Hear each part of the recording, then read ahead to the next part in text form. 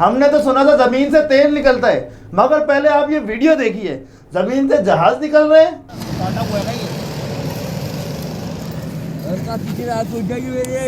जल्दी आना, बाहर आना, कोशिश तो कर। बाहर की तरफ जोर लगा भाई। और कोई है? ये रंडी के बच्चों आ गया जी। और है अंदर? अबे आगे आ, तू बच्चों दिया नहीं कर। मट्टी हटाना हाथ से। आगे आगे आगे, कोशिश कर। फायर ब्रिगेड को करा है, फोन करा है पास में। सही है। आजा आजा आजा, कोशिश कर, आजा। हाथ दे, चीज उसको पकड़ने की। सिर्फ ले जाए। ये आते एक बार लगेगी इसको। तार उठी हुई है वहाँ पे, तार उठी हुई है। तो पीछे जा, इसको बोल हल्का सा पीछे जा।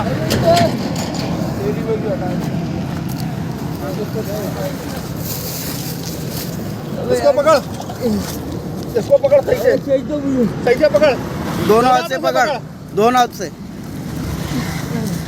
अब इस जहाज की हम क्या ही बात करें, जो खुदा की मखलूक तो हैं, लेकिन इस माशरे में अलग ही नुमाया किरदार अदा कर रहे हैं।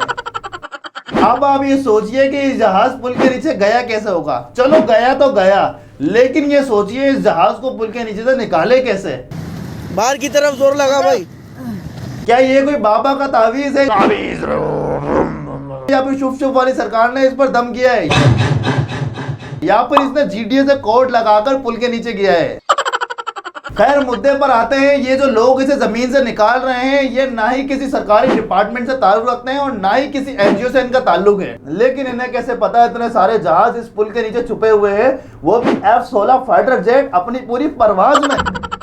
अब आप मुझे ये बताएं, इन जहाजों को इंडिया की तबाही के लिए जंग पर भेज दें, या फिर क्या ख्याल है इनको नुमाइश के लिए म्यूजियम में रखवा दिया जाए, क्योंकि ऐसे अनोखे और नमूने जहाज आपको पूरी दुनिया में और कहीं नहीं मिलेंगे। बल्कि मैं तो ये सोच रहा हूँ इन जहाजों को गवर्नमेंट ऑफ पाकिस्तान की तरफ से अवार्ड दिलाया जाए। यही नहीं, इन जहाजों पर पूरी स्टोरी हम लोगों ने बनाई है, ऊपर आई बटन में लिंक आ रहा होगा, आप लोग जाके जरूर विजिट करें और जाने ये जहाज बनते कैसे हैं। क्या ये पहले ड्रोन होते हैं या फिर हेलीकॉप्टर। अच्छा, मुझे एक बात समझ नहीं आती, जब हमारे पास इतने आला मयार के जहाज मौजूद हैं तो हम इनसे कोई काम क्यों नहीं करवाते, बल्कि एक काम करते हैं, कराची में जो ग्रीन लाइन के लिए अंडरपास बन रहे हैं इनका कॉन्ट्रैक्ट भी इन्हीं को दे देते हैं, जिससे मुल्क को बड़ा फायदा होगा और मैशियत भी इससे बहुत ऊपर जाएगी। क्योंकि इन जहाजों को किसी मशीन और औजार की जरूरत नहीं होती, ये खुद ही मशीन है और खुद ही औजार है। लेकिन आप लोग मुझे कमेंट में बताएं, क्या इन जहाजों को कराची में चलने वाली ग्रीन लाइन बस के अंडरपास का अगर काम दे दिया जाए तो वो अंडरपास कितने टाइम में कंप्लीट होंगे और वो अंडरपास कब तक सलामत रहेंगे। क्योंकि मुझे तो नहीं लगता कि उसके अंदर सरिया कुछ लगाया जाए, क्योंकि वो सरिया ये जहाज खा जाते हैं। ये सिर्फ जहाज नहीं, एक मशीन भी है जो लोहे को भस्म कर देती है। जिस तरह से हड्डियां मिला के ढांचा बनता है, उसी तरह से सरिया मिला के स्ट्रक्चर बनता है। लेकिन जब ये सरिये गाड़ते हैं, अच्छा इनकी लैंग्वेज इसको बोलते हैं गाड़ना। अब ये गाड़ना, ये मरने वाला गाड़ना नहीं है, गाड़ने का मतलब है चुराना। तो जब ये सरिये गाड़ते हैं तो इनको क्यों ना इंडिया के सीक्रेट प्लान गाड़ने के लिए भेज दिया जाए, क्योंकि इनका जहाज भी अपना और गाड़ना भी अपना।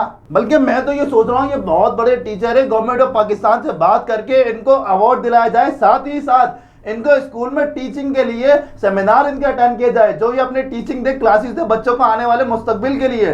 क्योंकि इतनी मशीनें, इतनी करोड़ों रुपए की, लाखों रुपए की हम लोग मशीन मंगाते हैं, इतनी महंगा सामान आता है, इंपोर्ट होता है, इनको किसी चीज की जरूरत नहीं है, ये खुद ही मशीन, खुद ही सब कुछ है।